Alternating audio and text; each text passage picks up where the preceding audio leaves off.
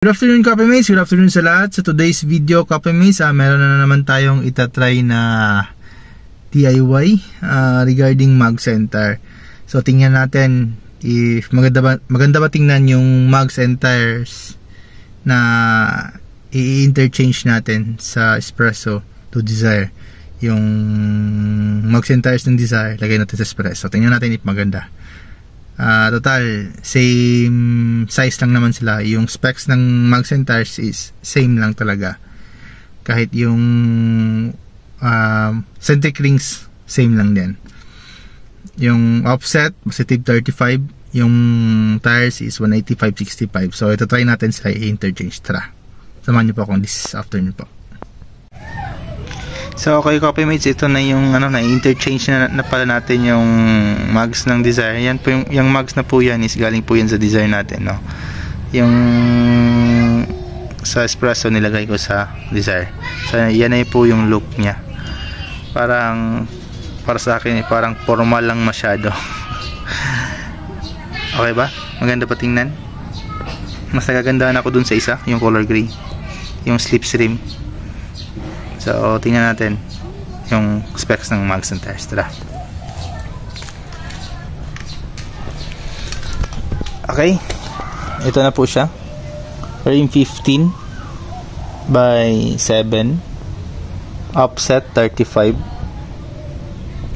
Size ng tires is 185/65. Rim 15 po. Same lang po sila ng specs ng tires.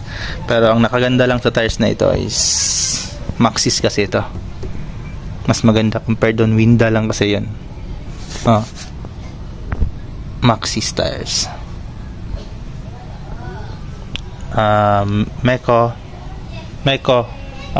Mecotra 3.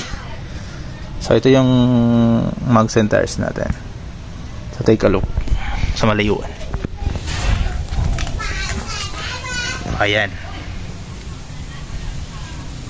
So, i-interchange naman natin para at least try lang natin.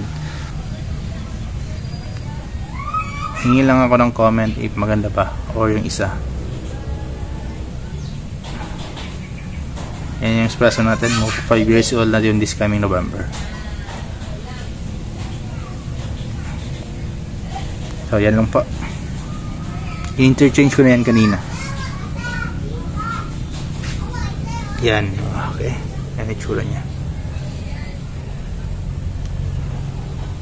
Actually, yung kahit anong mags ilalagay mo dun sa Espresso, no, ay ni Rim 15 size. Swak naman talaga sa Espresso kasi maganda yung Espresso. Yung Espresso kasi is very versatile. Kahit anong mags, Rim 13, 14, 15, maganda talaga. Kasi nakapag-try na tayo nyan eh. Kahit silipin nyo dun sa mga previous channel natin, andun na po lahat. Rugged tires, outer, yan. So, yan po. Sa lahat, thank you so much and ride safe, Copy Mates.